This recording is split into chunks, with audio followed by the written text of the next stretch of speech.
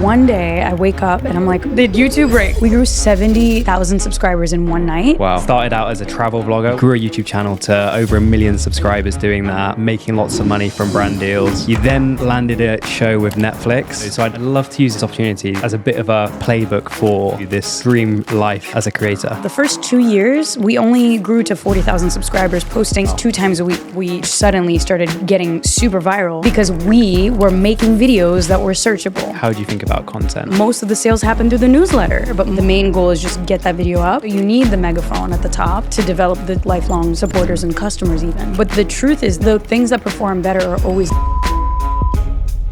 What's next? We basically announced like, hey, the channel is no longer gonna be active, but thank you so much for this journey. It's been literally our childhood on camera. And that was my last hurrah. And is that when Netflix happens? That's when Netflix happens. Cool. We should talk about getting shot as well. We can talk about getting shot.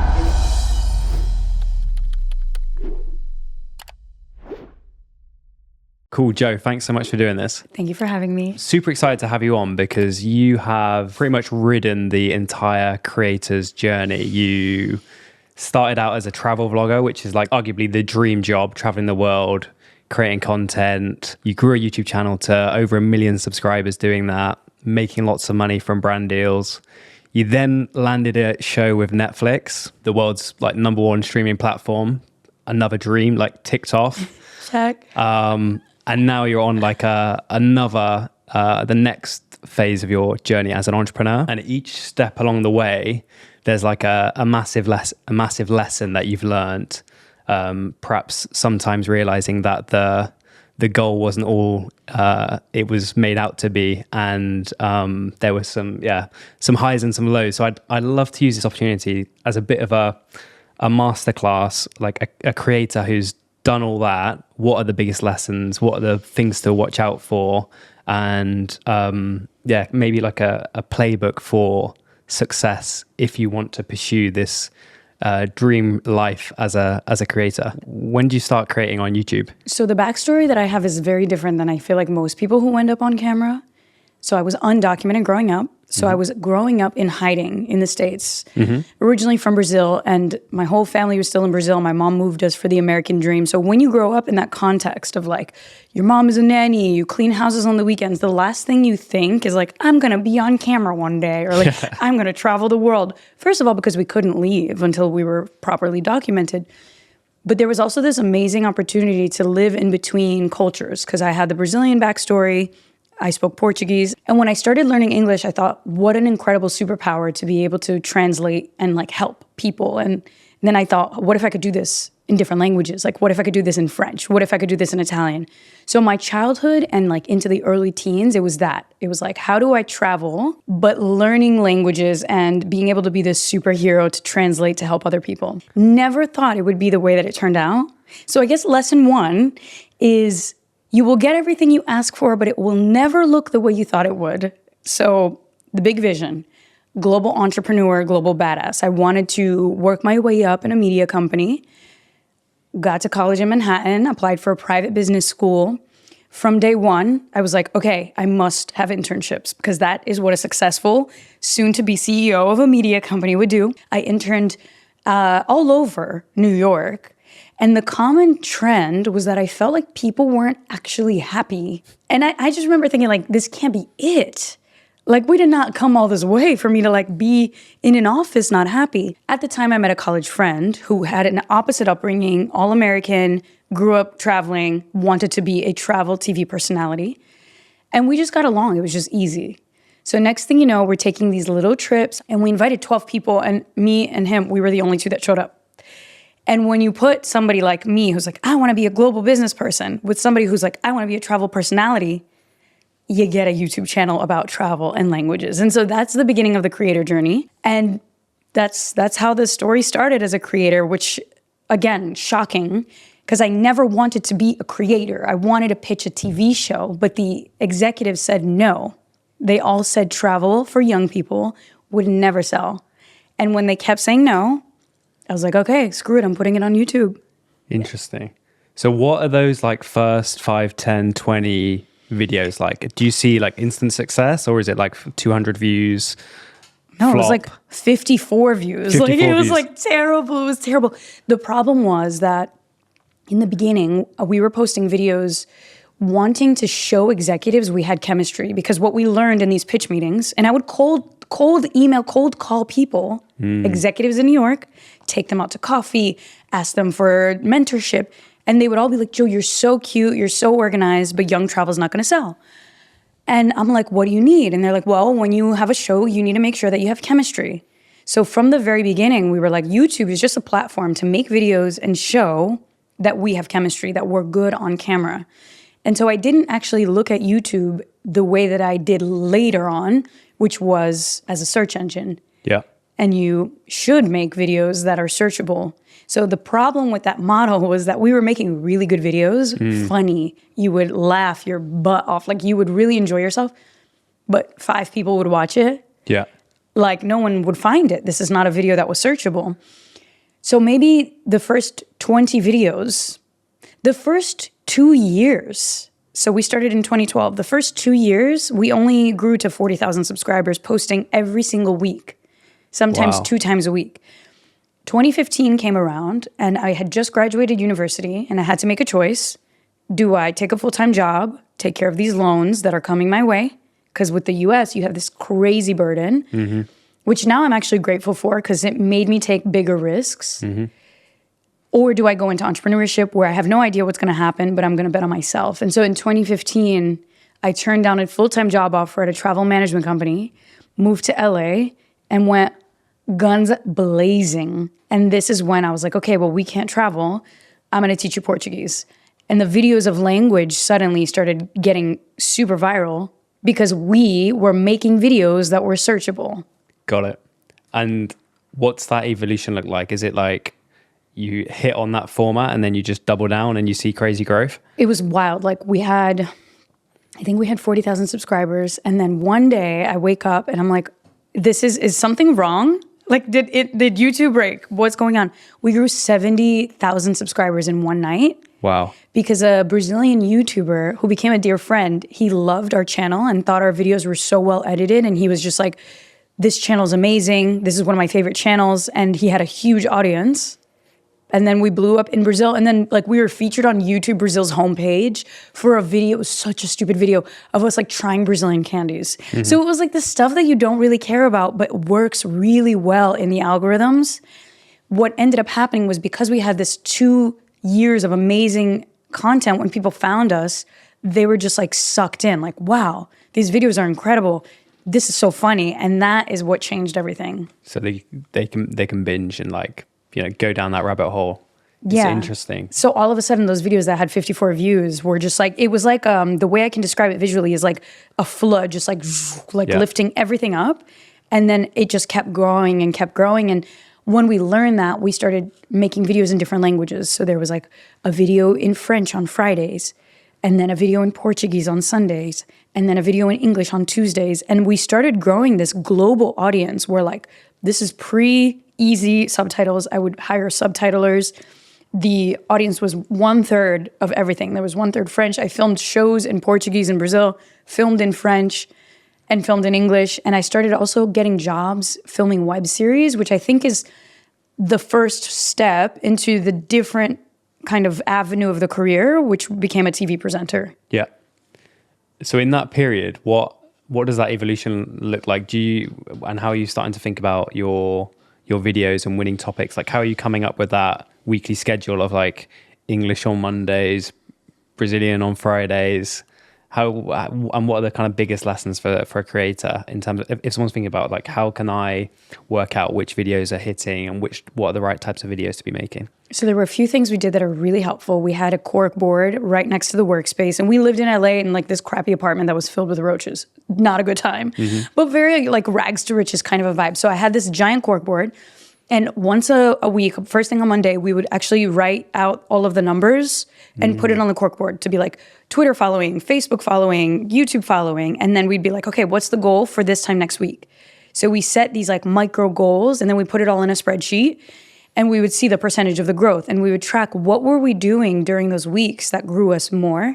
So it was pretty metrics heavy, which is funny because I'm not that person. But I think when you're in growth stage, it's incredibly motivating to see, oh my God, I can't believe we actually beat our goals. Like we grew 2,000 this week. That's crazy.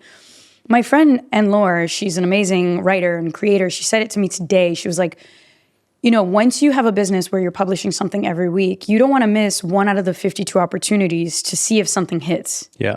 So even if you're unmotivated, just look at it as this chance to see what hits. And that's very much what we were doing. It was trial and error. And when we saw something work, we'd be like, okay, this grew last week. Let's embed this in the next week's calendar. So trial and error. So more of what works, less of what doesn't. But we would also keep space for things that we liked, because otherwise you strip the joy. So we had Travel Tuesdays because those were like the full vlog, well-edited videos. And that never did as well as like a video of us booty dropping in Portuguese. Like it just wasn't going to be the case.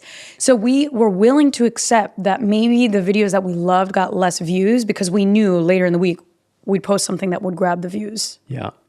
And what does your lifestyle look at that point? Are you just all in 7 days a week on the YouTube channel? Like, do you have any free time, separated time, or is it just like life and work is one thing and you're happy with that? I'm glad you asked, because this is what people don't realize. Maybe people do, but like the context of my situation was so intense now that I look back at it, given the like immigration, given the fact I didn't have the support from family, given the fact I was the first one in my family to go to a crazy expensive private college, the loans were coming at me, given the fact that I wanted to do this crazy entrepreneurship. And this was before the influencer industry became the behemoth of an industry that it is today. So when I was getting brand deals, it wasn't because there were marketplaces. It was because I was cold emailing the CEOs and telling them, hey, this is what I do.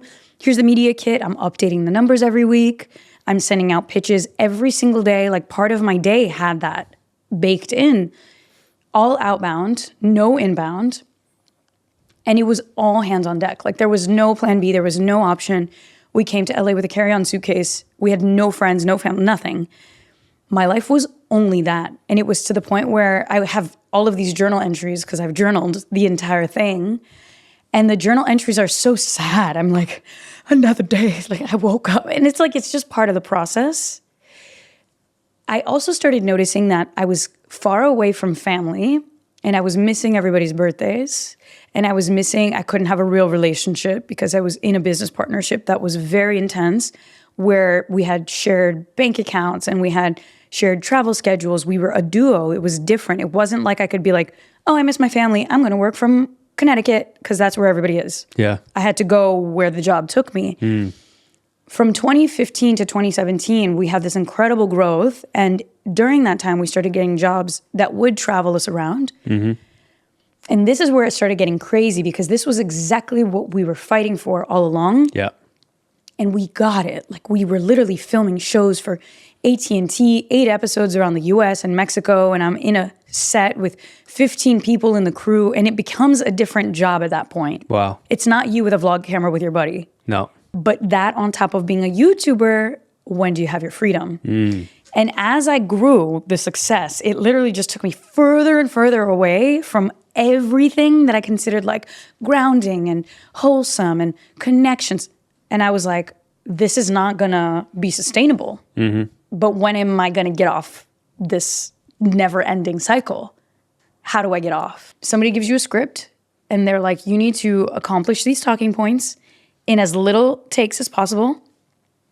Ready? Action. And I'm like, and like still make it fun and dynamic. And I really loved it, but I could see that it was a different job. It was a different career. Yeah. But at the same time, on paper, this is like everything you've dreamed of. It's crazy. You've worked really hard for it. I imagine it's quite lucrative as well. I mean, what are the fees involved in these types of deals? Like multiple 6-figure deals. And so now we have multiple income streams because you have brand deals that come around like, oh, Greyhound bus wants you to do 3 videos. And then it's like, that's a $50K deal. And then you have a show that's an 8-episode series and that's a multiple 6-figure deal. And then you get, and this is all within 1 year. So you're working nonstop. And the thing about the creator industry, living as a creator and even as an entrepreneur at times, depending on your line of business, when things come to you, it's so hard to say no. Yeah. because you don't know when the next paycheck is coming. And when you have a kid like me who was bred to live in scarcity mindset, who am I to say no? Yeah. I'm taking this money because I got to pay my loans. I want to make sure my mom is good. So around 5 years into entrepreneurship, I actually paid off my college loans in full, which was crazy because it was $70,000. And then I was like, wow, I can exhale. Like now I'm just making money and saving it, which felt like a different feeling, but it still didn't stop the urgency because for some reason, you know, you're on this thing that you can't get off. You're on the train and you can't be like, this is it. This is my stop, until one day you're like, I'm done. Yeah. So is this the golden handcuffs really, where you're like in this amazing place on the face of it? You're traveling the world. If someone's looking at your Instagram, they're like, this girl has it made. Yeah. She's living the dream. And on the flip side, how are you feeling inside at that time? I'm pretty much of like I'll do what is necessary. And I think I did that for so many years and I was enjoying a lot of it. It wasn't like I hated all of it. I really loved so much of it. Incredible way to spend my 20s. I saw the world. I learned all these languages. I made friendships in all corners of this planet. But it was no longer something I was directing. It felt like somebody else was directing the vision of my life. Somebody else was making the choices, and that somebody, or like that force, it was a combination of a few different things. It was the audience, because when the audience likes something that you do, you feel like you owe it to them to keep giving that to them. So that was a big weight that I didn't take lightly, because at this point I had 1.2 million subscribers on this channel, traveling around, and I would travel by myself, and I made all these friends and film my own stuff from start to finish. I was doing everything on my own. And my business partner was doing videos on his own, but we were posting it on the same channel. And we had this joint brand that we like didn't know how to rip apart because it had been 7 years. But yeah, I mean, like, what do you do? How do you process all of that financially too? When you're married to somebody financially, you're like, am I even worth anything on my own? Because in the last decade of success, it's not been me walking into the room by myself. So eventually, when I literally journaled this whole time because it was such a dark time that it looked so bright on the outside. And it wasn't until I started rereading those entries during the time that I'm like, okay, clearly I've wasted enough ink on this. I'm creeping up on like 28 years old at that point. I didn't feel connected to the content anymore. It felt so young. It was lovely, but I was like, okay, it's coming up on the time where I'm gonna have to make a really tough decision and break apart this thing that's working and could technically work for several years to come, but I'm not aligned with it anymore. And what happens then? Is that when Netflix happens? That's when Netflix happens. So what happens there? You get scouted, you get a call? So then we receive an email and from Netflix producers that had already sold 2 seasons of a show. So with TV, it's a little crazy. There are many ways you can get a TV show. The best way is if you have representation, like if you have a production house that buys your idea or like works with you on the development, and then that production house pitches to the network. Usually it's a lot about reputation. So the people who are making the show that I eventually booked, they had so much good backstory of like working really well on these kinds of shows. So then Netflix greenlit 2 seasons, which is pretty much unheard of. Usually you get 1 season, they see how it performs, and then they give you a second. So anyways, they tap me and they're like, hey, Joe, we want to do some interviews. We want to have you audition. And in the end, I go into this chemistry test. By the way, before this happens, my business partner and I announced that we were no longer continuing with the channel. Yeah. So we did break it up publicly, and we're like, we had pitched a show. We pitched a freaking Netflix show and they got declined. And that was my last hurrah. I'm like, if this show gets declined, because again, we started pitching TV and we ended pitching TV. And in 7-8 years, no one wanted to buy our show. And it had developed. And in the beginning, they're like, no one would buy this. And we came back 8 years later, like 1.2 million subscribers. Clearly, we're good on camera. And they still didn't want to buy it.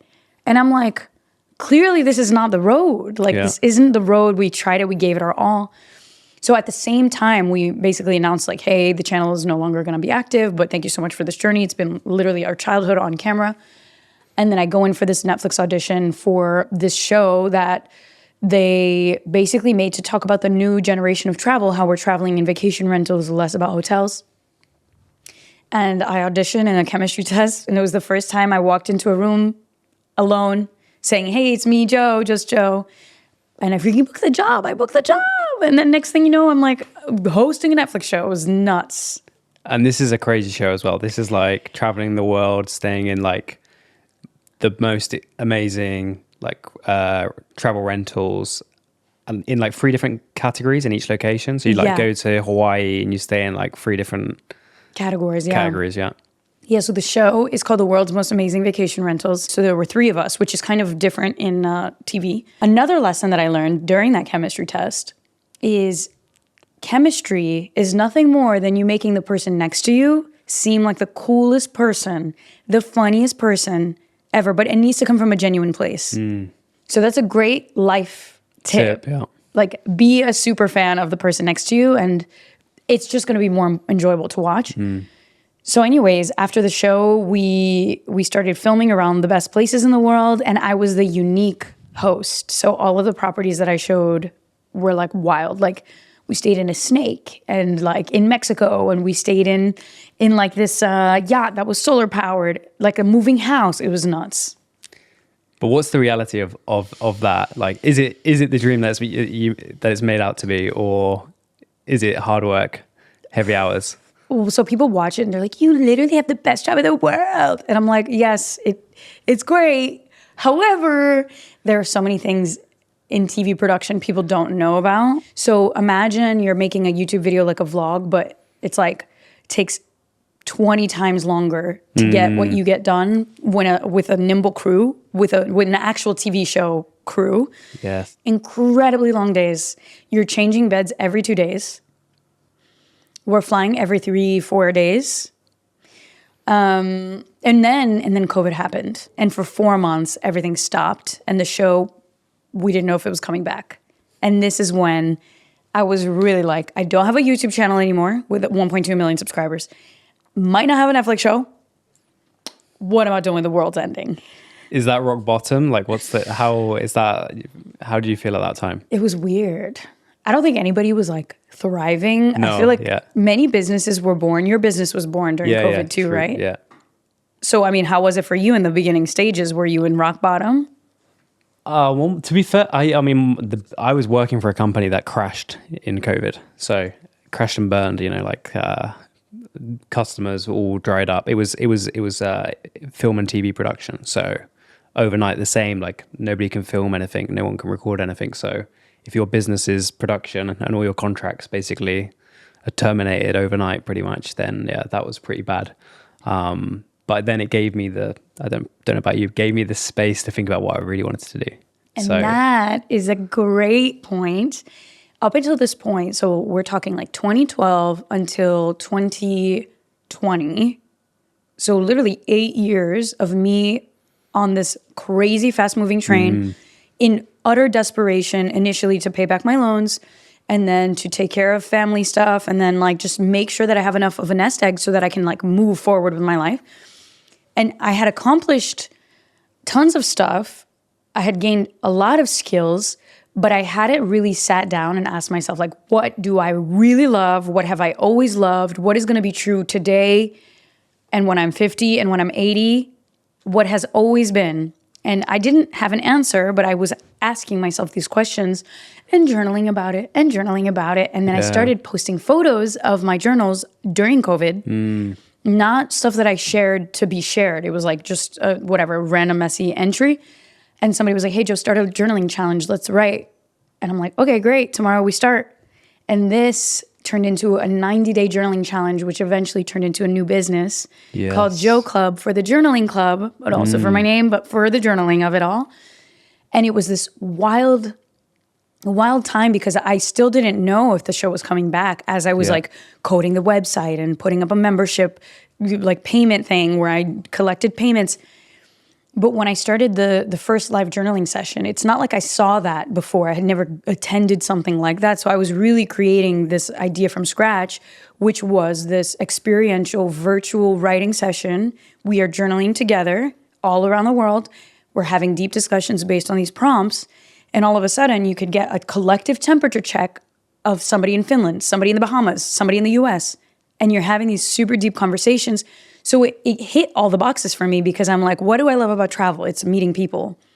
Why? Because it's like a peek into this existence that you would never have access to otherwise. What do I really like? Connection. What do I love? Putting people in a room and getting them to know each other. And so this became, I was like, wow, I've always written, I've always journaled. This has changed the trajectory of my career because I was able to read the receipts. Yes. This is going to be true for the rest of my life. This has been true for my entire life. I just never talked about it because travel was working so well. Yeah. I feel like there's so much of this in this story is just like finding the purpose or revealing the purpose, because if you just aspire for, I don't know, the 1 million subscribers or the brand deals or the spin-off series or the Netflix show, it's like, what then? And you end up on this this never ending hamster wheel where you're like doing all this stuff, but you haven't really thought about what's at the core of it. Yeah. So do you feel like that's maybe like what COVID uncovered and the journaling JoClub has uncovered, as well as like, I think we can get into some deeper stuff around like, this is now maybe like an entrepreneurial phase where you have control. But do you think as well there's something there with the purpose stuff? Absolutely. So I think around 2018, 2019, I started learning quickly that I didn't want to just help myself anymore.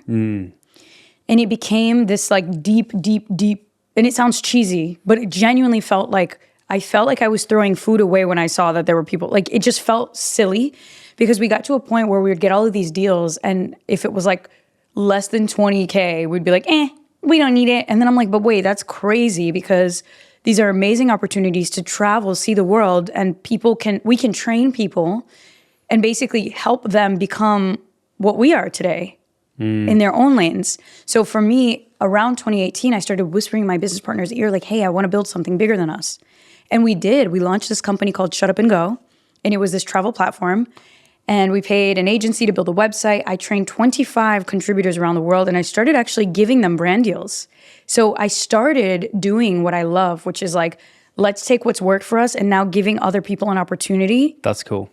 And it felt so much more gratifying. The problem was that there was like always friction with my old business partner. Yeah. We wanted different things because what he wanted was really to be in the entertainment side of things. And what I always wanted from the very beginning was like, I want to be a global businesswoman.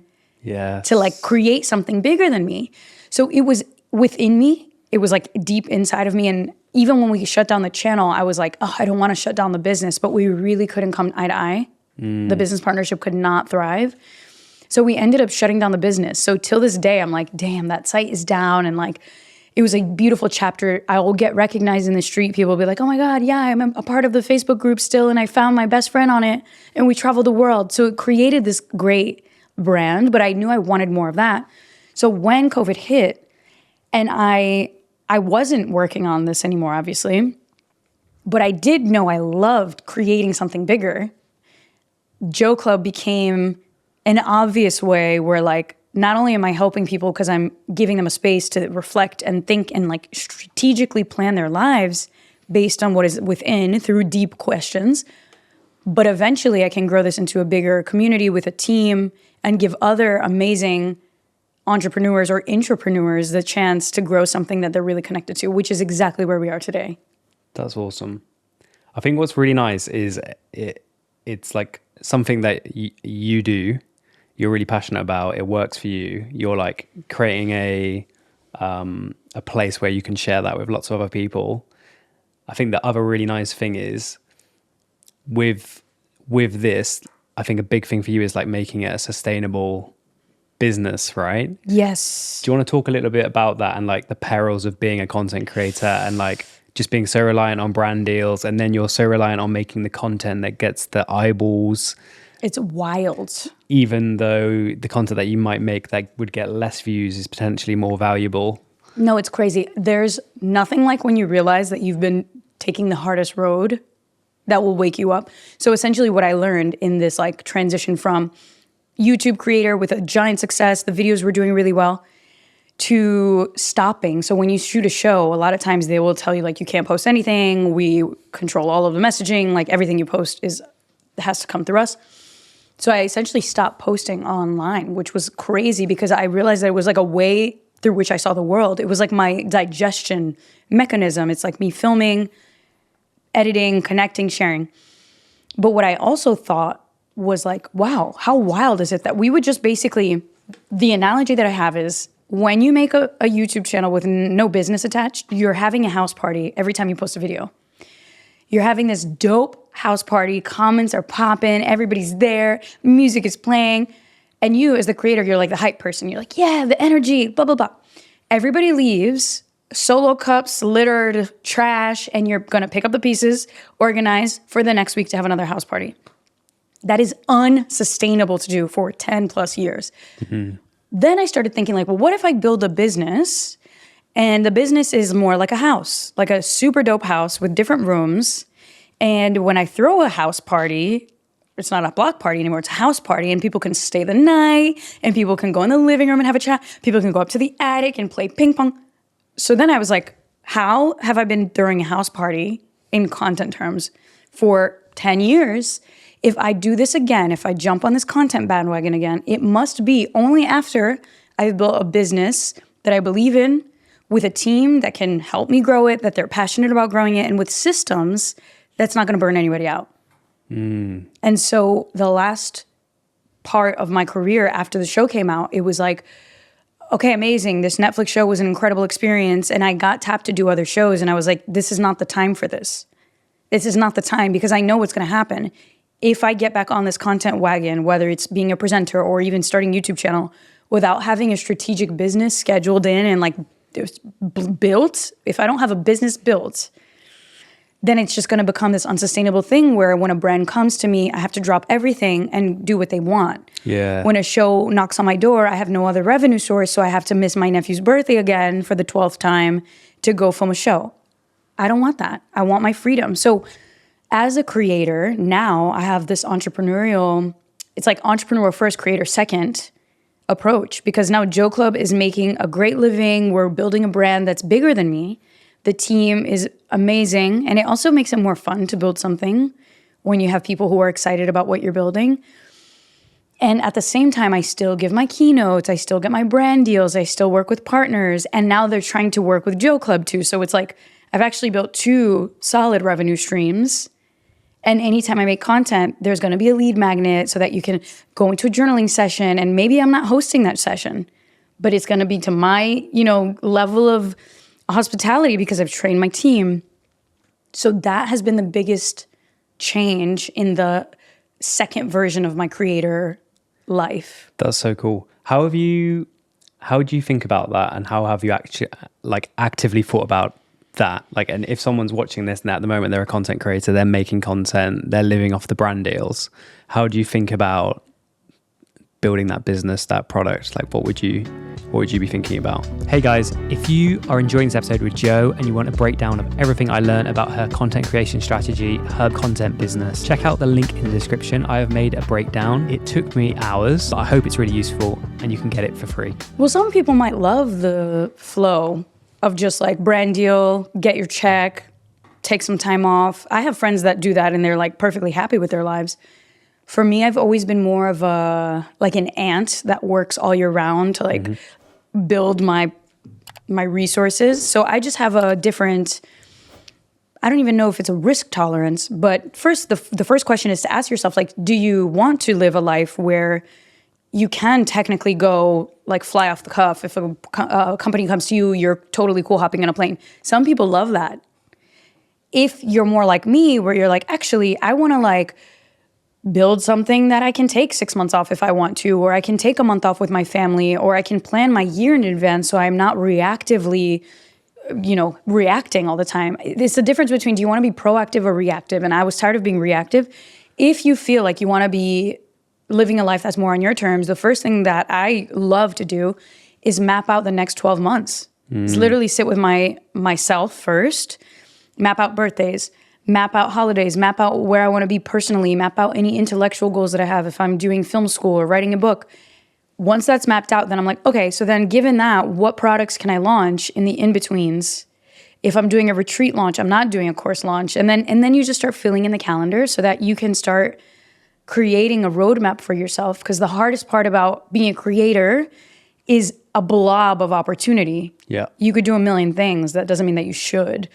So some good journaling helps, asking yourself what matters to you. And as far as the business is concerned, I would say try to pick a business that if you had to continue doing it in 30 years, it would be something you would like to do. Like, what's a core value that you've had? Is there something there with a product or a community or a brand that you can launch? But again, this is my style of entrepreneurship, where I really want to build something that matters, even if I'm like dead. Like, I want to create something that changes people's lives and something that is positive for them. So it's like purpose-driven entrepreneurship, I would say. Yeah. And do you set aside some time then and say, okay, for 6 months to 12 months, I'm not doing anything else. I'm not taking any brand deals. I'm not taking any shows. I'm like all hands on deck. All hands down on like building this business, building the foundations. Yeah. It's funny you should ask, because 2 Novembers ago, I remember it was like I had a session that I wasn't even hosting. It was a JoClub session. I forgot what it was. It was like something about reflection of the month. And it was around November. And I usually do my annual planning in November, just because then you're not like stressed in December times. And I saw the session, and I think there were like 50 people there, and I wasn't even hosting the session. I had 2 facilitators hosting. And when I saw that room filled with people that were just like stoked to be there, I'm like, this is what I want to spend my energy on. And so I made a decision. I told my manager, I was like, I'm not taking any brand deals. I'm all hands on deck on JoClub, and that's what I'm working on for the next 6 to 8 months. And I did. And you know, it's tough. It's tough, Callum. It's freaking tough, because you're like, where's the paycheck coming from? But the universe has a way of working itself out. And I actually got a few opportunities through JoClub. I was doing corporate, like B2B journaling sessions. I worked with different companies that paid me a bunch of money to journal in their company. Started doing keynote speeches. So other things started opening up that weren't brand deals. That's nice. But I just needed to take a break from the like crazy cycle of content, because it's not just like you're getting paid for the brand deal. You're getting paid for the sustained engagement, the sustained numbers that you need to have been working on for the last 6 months. That's true. So whenever I did get a brand deal, I'd feel terrible, because I'm like, I know that I didn't do this work to deserve this. So like, I feel bad giving you a video that like maybe no one's going to watch. Yeah. So it just became something to pause. And only recently have I started again. But I'm like still not fully, like I only work with a few brands that I really connect with. Yeah. That understand how I work, and who also come to me to talk about like journaling. They're like, Adobe gave me a campaign and Canon gave me a campaign, and it was all about JoClub. I'm like, oh my God, I can't believe like now it's aligning that I don't need to talk about travel. That's cool. How do you, what are your thoughts around having an agent? Do you have an agent? So I've had all of it. I've had an agent, a manager, a lawyer. Yeah. All three, one, the other. What have you got now? What do you like? So in the end, after this 12-year career, not that this is the end of my career, but like after the full cycle of all of those configurations, I found a manager who was a lawyer. So he's like legally a lawyer, but he's a manager. And I interviewed a bunch of people, but he was the only one who could respect my entrepreneurship, because a lot of managers want to dip their hands into everything. And I had a very frank conversation with him. I'm like, JoClub is my business. This is a business. This is an entrepreneurial business. But you can take a cut of everything off the Joe Franco side of the business, which is speeches and brand deals. He was like, yep, I understand. I'm entrepreneurial too. Got it. If you need any help, I'm here. Otherwise, I respect it. So that's been an amazing setup, because he understands it. And even now, I'm actually in getting my filmmaking master's degree to work on my own TV show. And I'm pitching a lot of these sponsors that used to sponsor my brand deals. I'm like, hey, I'm working on a show. Like, I'm making a show. Maybe it'll be on YouTube. Maybe I'll sell it. And I looped in my manager. I'm like, hey, I want you to know that I'm working on this as a director, executive producer. So this isn't the talent manager agreement. So what can we do in the middle ground? And he's like, yeah, I understand it's not the same. Let's figure something out. But he still adds value. So the managers... The thing to listen to is like, one, do you like this person? Because if you don't, you're not going to benefit as much from the relationship. And a lot of managers, the manager's role is supposed to be looking at your full business and helping you grow. An agent's more like, I'm going to go out there and fight for you and get you the role. or get you the auditions or get you the brand deals. Sometimes they work together and they have a lot of knowledge to know what to charge. And at one point I had a lawyer that would charge 5% of the negotiations, but also she had a great reputation. So it's one of these things that you don't ever know for sure, like who's adding the value. But I do know that when you have representation, if it's a good representation, a zero will suddenly appear on the end of the paycheck versus me going out and pitching myself. And that is like, doesn't matter who I've worked with, that's just how it works, because I think it's perception of value. Yeah. Do you have an expectation on your manager at the moment to source you deals? Like when you say these deals come through, or are they just coming through because you've been in the game for a long time? So this is also based on the creator's preference. I love pitching. I really do. And I feel like I could pitch an idea better than anyone could, or pitch myself better than anyone could, just because I don't come in to like pitch you. I'm like, hey, so what's going on? What do you guys need? Oh, that's interesting. And then it becomes like a creative jam session. Interesting. That's how I like to pitch. So what's your approach? Do you try and get a call, get a coffee, and then pitch? Sometimes it's like that. Right now, I haven't been actively pitching. When I was actively pitching, it would be very much like relationship first, understand what's going on. If I can get that contact, if we can become connected genuinely, and then be like, oh, what's going on? What are your Q4 goals? Oh, that's super cool. I have this thing coming up. So right now, actually, last week, I pitched 2 partners on these projects, and my manager wanted to take the call without me. And I was like, no, this doesn't make sense. I can take the call without you because I need to pitch them on this vision, because I know everything going on in the business and you don't. But that's me. And like, I think I'm a little bit more hands-on than the average creator. Like, I'm a little type A. So then I like get the pitch. But with him, what's amazing is like he does hear of opportunities and he sends it to me too. And he'll be like, hey, do you like this? Hey, is this something you're interested in? And I'll be like, yes. And then he is always kind of leveling it up to be like, oh, this is a paid opportunity, but it's not paid what we want. Let's hop on a call. And then he'll come in with market rates because he represents a bunch of other talent and he knows what it's worth and like the numbers. So he's been great. And I think with reps, you really need to find somebody who's going to believe in you, because when you're not in the room, your value is directly tied to how they speak about you. Yeah. What do they take? Like 10, 15%, something like that? This is something else to watch out for. Standard industry rates is 10% for a manager or an agent. Some people take more. I don't love that, especially if you're super hands-on. And the hard part to accept, I think, in the beginning is that even stuff that comes to you directly, they'll take a percentage on if you loop them in. And like the idea is you will loop them in. So most of my deals come inbound because I've been in the game for a minute. And I've worked with so many amazing brands. And I think like when you show up and you're professional, the brand will remember that. And a lot of these people who work in agencies, I've had so many gigs where they come to me because they're working with one client and then they leave, go to another place, and they're like, Jo, we worked together 10 years ago. I'm like, you still remember me? And that's just from being professional. Manager will take 10% of that. Yeah. And so that's tough to swallow, but you need to know who's adding the value. Yeah. And if you're pitching people, what type of job titles do you pitch?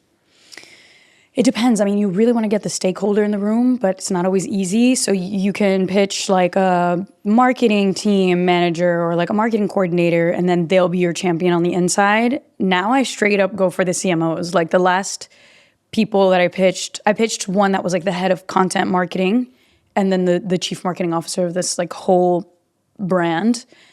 The closer you can get to the decision maker, the best. And you really want to make sure that you're on their team, because these people have other people they need to report to. So when I pitch, I'm never like, buy this thing from me. I'm like, how can we make you look amazing and like make sure that this creative stuff gets brought to the table? Because that's at the end of the day what everybody's trying to do is like show that they're good at what they do. So I ask like, who do you have to report to? What do they want? How can we make this campaign help that? Like if it's metrics, I'll be like, okay, I can create some UTMs for this campaign. So it becomes a collaboration, less of buy my thing, please. Yeah. Which I think is just not as appealing. Yeah. It's very cool. A little bit of a side little masterclass on branding sponsorships. Yeah. So we've done like 0 to 1 million. We've done Netflix. Now we've got this new business, JoClub. What does the next year look like for you? You've basically been building this system that works without you, and like making sure you've got an amazing product. What's next? So what's next is so exciting because my team, I'm like super stoked to just elevate their skills, and they're so talented. And these are great times to be an entrepreneur because you can connect to global people and have an amazing team. So I moved to Belgium. So I have a European hub, and I'm actually building JoClub BV, which is the Belgian company, and Franco LLC in the US. And so the next chapter is giving my team more of the operations, more of the roles in JoClub. And now I can go back to content machine mode because now I have a big, beautiful house that people can come in, go to retreats, they can do some journaling, they can hang out, maybe they can learn a language. I've built all of this. And now when I make a video, it's not just to be like, what's up, house party? There's no house party, block party. Like we're not littering anymore. We're just like staying for a long time. And some of the businesses that well, like the business can evolve in so many ways, but I think I want it to be in the in-person experiential realm. So the retreats, I think, are something that have blown me away with the level of connection to the audience, the level of good ideas that I get every time I host one, how cool it is now after COVID to like just take a trip and meet amazing people. So I want to grow in the retreat space, maybe buy a retreat space, and like that's a whole new business in real estate. And get back to the content game, make my own TV show, and become the full circle machine. So I can promote the product that I've carefully built, make content, promote the product, make content. So it's no longer dependent on other brands. Yeah. So how do you think about the content that you're going to create now? Like, how do you think about that? So every video that I've been making has a lead magnet in it. So some kind of like PDF, some kind of interesting thing so you can get a little bit more into the world. So it's not just like you make a podcast, people listen, they think you're dope, and then maybe they'll tune in again. Yeah. So every single piece of content has a lead magnet. That's a different strategy. I've never done that before. And that's been growing the newsletter list crazy. So that's part of the strategy. All of the videos, the cool thing is that the JoClub world, journaling, it's not just journaling, it's self-development, but it's like, there's also JoClub Fluent that I launched for language learning. Yeah. So I can make videos on language learning and it goes to JoClub Fluent. I can make videos on self-awareness, planning your year, and it goes to JoClub. I can make travel videos and it goes to, I don't know, like a travel thing that I'm hosting. So everything will have something like deeper. You've built the ecosystem. So it's there and it all just filters into it. And then if people want to go deeper, they can go deeper. If they just want to watch the videos, they can just watch the videos. Yep. And do you, when you're making videos, what do you do? Do you go like, okay, I'm doing my half year goal setting at the moment, so I'm just going to make a video on that? Yeah. Or do you do a bit more like research based on like what other people are doing? Like, how do you think about content? And do you think just YouTube? Do you think, oh, I need to be on Instagram? Like, what do you focus on one or two platforms? How do you think about your content? That's also such a challenging decision as a creator because you could be everywhere, but that does not mean that you should. And physically, you really can't. So actually, the content system that I've been developing with my partner, who's like a systems expert, he created a system where I could be everywhere with like a lot less work. So that's been awesome. With content, I think longer form and on a discoverable platform would be key. That could mean YouTube, that could mean podcasts, but not really because podcasts aren't as discoverable, which is why you are in business of like, you know, making podcasts discoverable. But I think YouTube for me is going to be the main focus. And the way I think about it is in different content buckets. So I have a few different buckets. I have journaling, I have travel, I have entrepreneurship. Okay. And each of those buckets are things I'm passionate about. And they also connect to something else that I've built that can become a retreat. It can become a challenge. It can become a membership. And then I do scrub. Now I have my team. We sit together once a month and we plan out the following month's content. So it's planned for 2 months in an ideal world. But we start with YouTube first. And then we look at, okay, well, what does this look like for short form content? And then I'm like, okay, well, what does this look like with my podcast, which has interviews? So it's a lot. And I started moving this wheel along, and then I had holiday because now I'm European. But now as I get back to the drawing board, it's going to be YouTube first. The main goal is just get that video up. And then newsletter too, which has been so cool. That was something I completely ignored the first chapter of my career, but most of the sales happen through the newsletter. Yeah. And the connection too, people really read newsletters if they're well written. So I didn't find the value. Now I'm like, oh my God, I can't believe I was sleeping on these newsletters. So much easier to connect. So do you think that you do like a video from each bucket in a row, or is it more random than that? Or like I do three language ones, and then like... It depends on the launches. Before we plan the content, we look at the promotion calendar. Okay. And if I know I have a language launch coming up for a course, which is the case, then 3 videos in that month are going to be about language learning. So it's like first plan your promos. Yeah. Then you plan your content so that when the audience has seen the 3rd, 4th video about languages, they're going to be like, oh my God, of course I want to sign up for this webinar to talk about languages. And then like, of course I'm going to sign up for this course. So that's how the system works. Yeah. Within that, do you think like the first video is really broad and then like the second video is a bit more narrow and the third one's even more narrow, or did you not worry about that? Well, it could be like a virtual workshop model where you kind of hone in on the topic and then you get to the core audience that will eventually buy. That's actually a strategy that I'm doing with my launch partner for this challenge, or it's a course that I'm launching in September, like next month.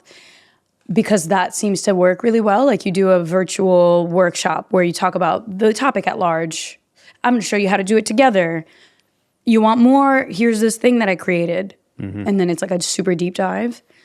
But no, it doesn't necessarily need to be like so specific. I think if you're talking about the topic and getting people excited, the natural next step is them asking, how do I do this? Can you teach me how to do this? And so then you're like, hey, I've spent months developing this thing.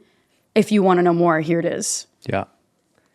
And in terms of your like email flows and stuff like that, how does that normally work? How do you get people to convert? So that's the lead magnet strategy. So let's say I make a YouTube video about planning and then I do a planning template and then they join the newsletter and then they just chill. They can unsubscribe, of course, but most of the time they don't. And then the newsletter in the beginning is super like high engagement of like, oh, reply to this email if this makes sense to you, or like if you feel like this makes you feel seen. So it's a conversation, just like a quiet conversation. I feel like newsletter and podcasts are so good at the nurturing of the relationship if you create them well. Yeah. And I love them for that, but the truth is that they're not the discoverable platforms. Yeah. So you need the megaphone at the top, whether it's Instagram, TikTok, YouTube, you need that to develop the deep connections that will eventually turn into like lifelong supporters and customers even. So how do you see Instagram? Do you see that as like where you do cut downs of the long form, or do you see it where you make like purpose made stuff for that platform, or do you not worry about it? Both, okay. Yeah. So for the last few years, as I took a break from YouTube, I was actually mostly posting on Instagram, and I would make content for Instagram. And even that's been a little bit of a different strategy. Like you can use many chats and get all of these DM campaigns going, which can get a little spammy, I admit. But it's like changed the game, because if you get more engagement, then your stuff shows up more. So with posting on Instagram, I prefer to create original content for Instagram. But if I made a podcast and there's like a cool soundbite or a YouTube video that I can cut down, then it goes on Instagram too. That's cool. But the things that perform better are always the things that are made for that platform. 100%. Which is so annoying. Who do you follow now that you like what they do? So I'm fortunate to have tons of really successful friends, you being one of them, that it's cool when it's friendship first and we know about the personal lives, but then because you're an entrepreneur, so much of your personal life is kind of like intertwined with your professional life. And a lot of my friends are in the like knowledge space, and they're creators that talk about school of thought and like how do you organize, and they write books and they do newsletters and they're on YouTube. And so it's a mixed bag of where they live, but they're mostly they're in the same vein as like they must build something bigger than themselves. So we all have this incredibly giant appetite to like change the world, for lack of a better expression. And they teach me a lot. We do masterminds. That's also a big part of this equation of this learning process. If you are trying to do everything on your own, you will fail, or it will take a giant amount more time than if you were to have good friends. Even going back to the channel growth, 70,000 subscribers in one night, I couldn't have done that without my friend Federico De Vito. Like, I couldn't do that. And that's something that a lot of entrepreneurs or creators, they don't want to ask for help, but there's a way to do it without like begging people. It's like, hey, can we collab? Can we do a swap? And that, I think, is so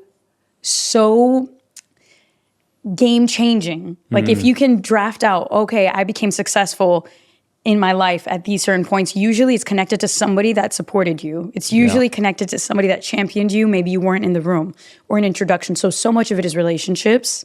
So if you want to be a creator, make creator friends, be actual friends, share knowledge, and then I think you'll grow everything exponentially. Yeah, that's kind of what I was thinking, because I was just thinking like you've got this all on lock now, but I'm sure that like that network has been like so powerful, because there's like these other people who have done it and proven that it works, and they've shared that knowledge with us, which is really cool. Yeah, but I feel like, I don't know if it's in your nature to do this, to like reach out to people. I feel like I don't like reaching out to people unless I have something to show. And so I don't really reach out. I'm like pretty isolated until I'm like, I have this cool thing, I would love to feature you.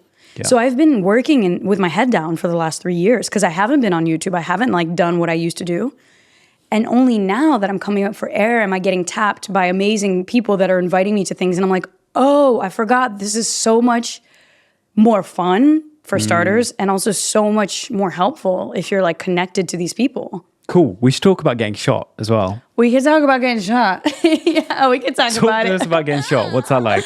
How did that happen? So when you get shot, I got shot. I laugh about it. I'm happy to be here. I literally did get shot when I say I got shot, because I usually have a big smile on my face. Yeah.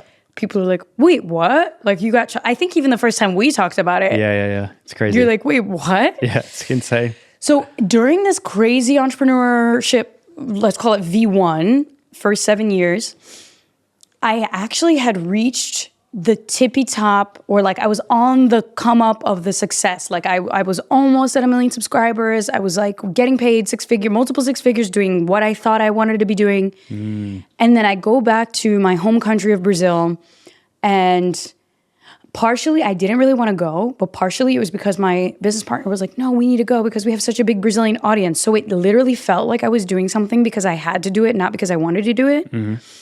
We went, and I was in a bad mood that entire day, arguing with everybody, go see my dad in the neighborhood where I should have been raised, where my mom took us out of, last day of carnival.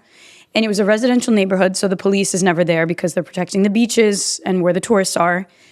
Next scene, my aunt and uncle are driving me back to the Airbnb I rented in Copacabana. And 2 men are blocking the street, one-way street, you couldn't get out, and they have guns. And then they were basically ready to rob anybody who came down that street. We just happened to be the unlucky ones. And what's wild is that like that neighborhood really is where I would have been raised. Like my dad still lives in the same apartment that we were raised in. And my aunt and uncle live there. And of all of those years of living there, nothing like this had ever happened to them. And then of course, because my story is like wild and crazy, as we're going down the street, my uncle who was driving, he had already been shot a few years prior, and he knew the malicious culture in Rio, and specifically in this neighborhood. So he keeps driving because he's like, if I stop, they might kill us all just for this stupid car. He keeps driving. They get pissed because we bump one of their motorcycles and like drive over it, and they start shooting the car as we're driving away. And maybe 9 or 10 bullets, you just smell gunpowder, and the car, it's just like a movie scene, but it's your real life. And you're just like, holy shit, is this where I die? Like, is this where I end my life? And I remember I literally crouched down and I was just like, you're in complete panic, but everything is also going in slow motion. Like your brain is trying to speed up to understand what is happening. And when I ducked, the glass exploded where I should have been sitting on the left side of the window. So I had glass all on the side of my head. And I happened to be in the middle seat, which literally saved my life because the first bullet would have shot me.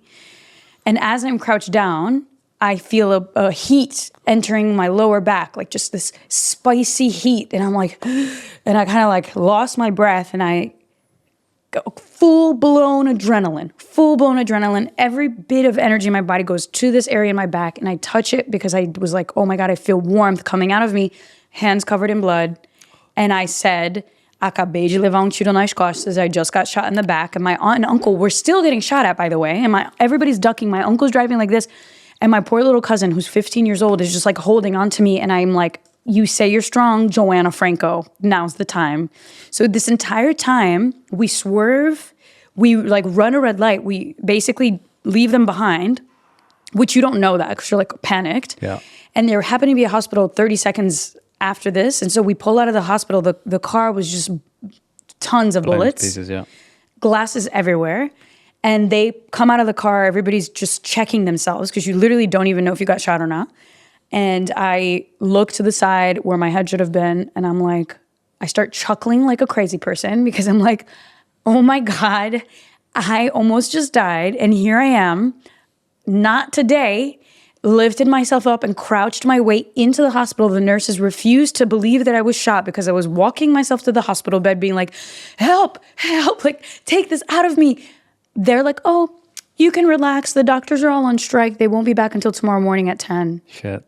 So there I am in the hospital bed for 12 hours. They ran tests that I wouldn't know the result of until the next day. I could move my legs and everything, but like, did I take a tetanus shot? I don't freaking know. And that night, I think that was such a big moment of like, I'm in the middle of my entrepreneurial success. I get shot. I might not live. I don't know. Is it going to move? Is it going to pierce an organ? Am I internally bleeding? I had no knowledge of if I would be okay for 12 hours. And then the next day they were like, oh yeah, do you work out? Looks like your muscles absorb the shock. And I'm like, damn, I knew those hours in the gym would pay off. But then they let me go an hour later and they were like, yep, you're all good. Like, it won't move. We'll give you antibiotics. You're all dismissed. Wow. And I walk out of the hospital the next day just being like, what? Like, I cannot afford to live a life that is not exactly what I wanted. I can't afford to keep missing the birthdays. I can't afford to have success be a reason for me to not have a relationship with my family. I can't afford to not put myself in a position to have a beautiful partnership. And all of the things I was doing were actively preventing me from doing those things. And that was a big moment. It was like, there's got to be another way. And it took me 2 years to figure out the other way. But now I'm like, oh my God, I did it. Like, it was so damn hard. It was so hard to walk away from what wasn't working. And I think that is the main lesson. It's like, when you're a creator, when you're an entrepreneur, you can build an incredible success for yourself, but be sure that it aligns with what you identify as success on a personal level. Because success financially, it will happen for you. If you work hard, if you have a good attitude, if you're lovely to work for and work with, it's going to happen. But if you're chasing a success that is like completely the opposite of what you love and hold dear to your heart, it's going to be unsustainable. So that was it. And I think getting shot, and I still have the bullet in my back. They didn't take it out. Crazy. And every anniversary of the bullet, I'm like, damn, I'm still here. Like, am I aligned? Am I doing the things that I love? And it's always a nice reminder because I call it a rebirth day. Like, you could choose a day that's important to you to check in with yourself. It's not your birthday because your birthday is a given, but a rebirth day is intentional. Like, am I aligned with what I hold near and dear to my heart? Are my actions aligned with where I want to be in my life, with who I want to be around, with the knowledge that I want to acquire? Because this is lots of work. It takes a lot of work to design your life. And I think those annual check-ins help keep you accountable. So crazy. So crazy. And amazing, though. Like, awful and, like, horrible and, like... incredible. Like, there's no better way that the situation could have turned. Which is crazy, right? Like, I met some people that have gone through near-death experiences, and it's always the same feeling where, like, it was a near-death experience. You didn't die, and there's nothing like almost dying to realize the finitude of life and to be like, hey, this is, like, not gonna last forever. Are we all aware? Yeah. Like, we live with this naivete that like we have next year. I do my yearly planning fully aware that I could get hit by a bus tomorrow, but it's still better to have a plan, even if the plan gets derailed. Yeah. So it's nice to be reminded of it. That's so cool. Thank you for sharing that. Thank you for asking. Let's do some quickfire questions. So, yes. Top 3 books. Oh my God, I have so many I can't think of. 4,000 Weeks by Oliver Berkman. I Will Teach You to Be Rich by Ramit Sethi. Oh my God, there's so many good ones. The Science of Storytelling by Will Storr. Why the first one? Because it's about the finitude of life and how every week that you have is actually just like 1 in 4,000 if you live to be a certain age. I think it's like mid-60s. Like average life expectancy is only going to give you 4,000 weeks. Every week is literally one less week of I'm going to have in my life. Like, am I making it count? That's crazy. Top 3 creators. I really love Johnny Harris. Great person, great creator, great team. Anne-Laure Lecomte is my friend, but she's a writer and a PhD. She's like a neuroscientist, just dope person. And, podcast, T-Boy podcast. Okay. Really great guys. I'm actually going to be featured on their podcast. They're called Nick and Jack, and they have this podcast about financial, like pop business news. T-Boy, the best one yet is what it stands for. And I've learned so much with them. Every day they talk about like 3 important business news stories. That's cool. Really good. I'll check them out. What are you optimizing for? I'm optimizing for empowering my team, giving them their runway to like take it and run. I'm optimizing for more free time, which I think that's like everybody in entrepreneurship is trying to get a weekend here or there. But like I took my first holiday and as long as I could count last month, and it was a big win for me. And I'm optimizing also to continue to nurture the relationships that inspire me, the friendships, and like make an effort to know when people's birthdays are, to spend time, to come to London, to chat, to like care deeply. But also just continue to be in awe of how dope these people are. That's very cool. What's something you wish you could tell your younger self? It will all happen completely not the way you thought it would, but it's going to be amazing, but it won't look the way you thought it would. Very cool. Kindest thing someone's ever done for you? Oh my God. Every day people do kind things for me.